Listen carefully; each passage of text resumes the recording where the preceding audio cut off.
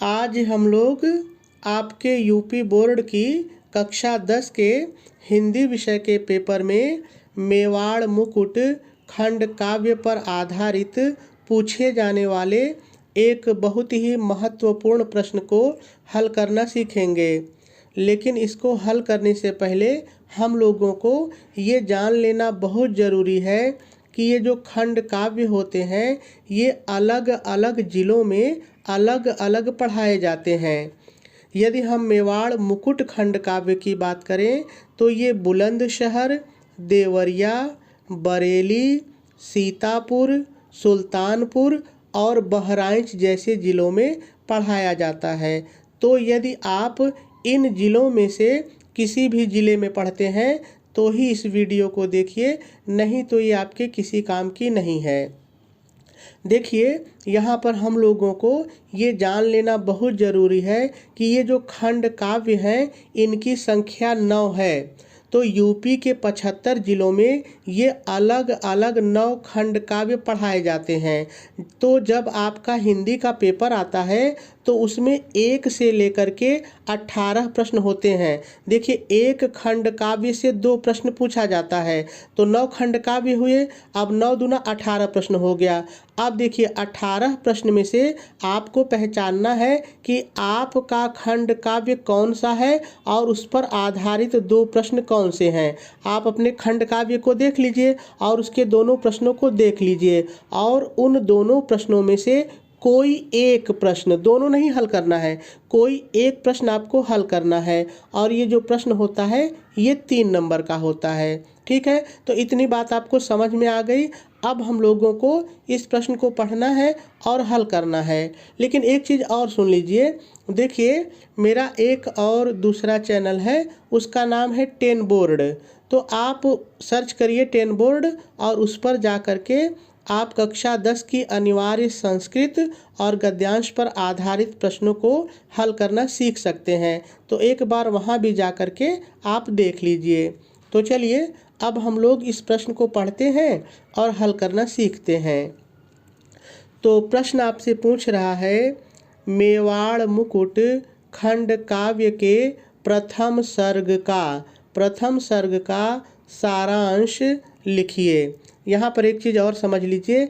देखिए, चाहे सारांश कहे और चाहे कहे कथा वस्तु,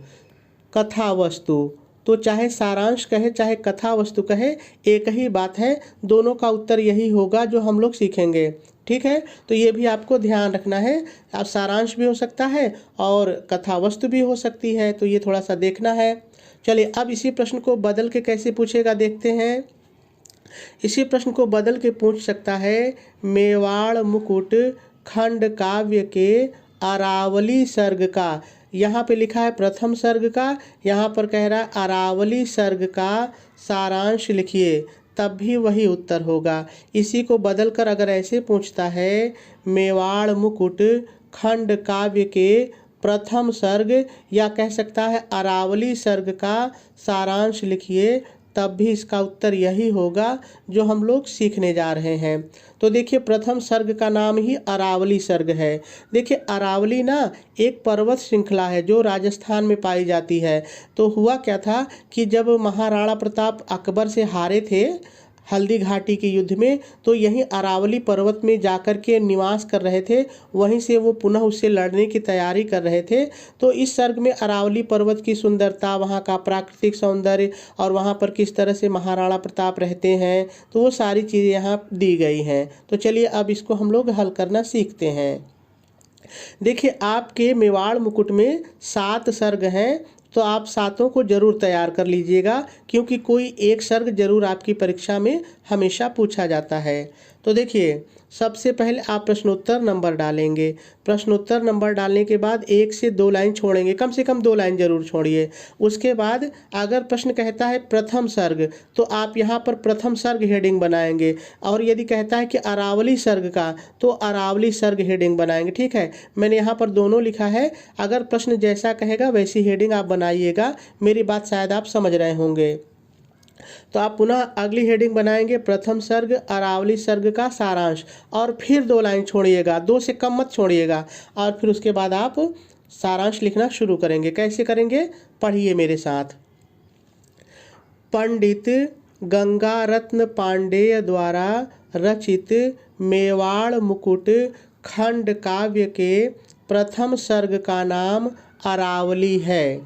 अरावली पर्वतमाला राजस्थान के दक्षिण पूर्वी भाग में स्थित होकर देश की रक्षा करती है। कभी यहाँ ऋषि मुनियों के वेद मंत्र गूंजते थे, किंतु आज महाराणा प्रताप मुगल सम्राट अकबर से पराजित होकर अरावली में शरण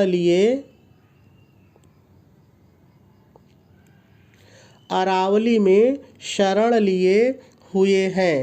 युद्ध में पराजित महाराणा प्रताप अपनी पत्नी लक्ष्मी, पुत्र अमर और धर्मपुत्री दौलत, ये अकबर की पुत्री थी, लेकिन ये महाराणा प्रताप के पास आई थी तो महाराणा प्रताप ने इनको अपनी बेटी मान लिया था, बेटी के समान। तो ये तीनों लोग के साथ यहीं रहते हैं। वह विचार कर रहे हैं कि चित्तौड़ का दुर्ग हाथ से निकल गया तो क्या हुआ, अभी मेवाड़ का अधिकांश भाग उनका ही है। वे अरावली पर्वत श्रृंखला के बीच रहते हुए युद्ध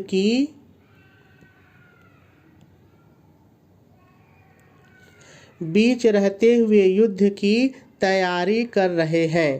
फिर पैराग्राफ चेंज करेंगे और लिखेंगे, उनका प्रण है कि जब तक मातृभूमि मेवाड़ को पूरी तरह स्वतंत्र नहीं करा लेंगे तब तक चैन से नहीं बैठेंगे। भगवान एकलिंग, देखिए भगवान एकलिंग शंकर को कहते हैं, शिव जी को कहते हैं। भगवान एकलिंग के प्रति गहरी आस्था होने के कारण उनमें देश, जाति और कुल की मर्यादा की रक्षा करने की इच्छा शक्ति और स्वाभिमान बना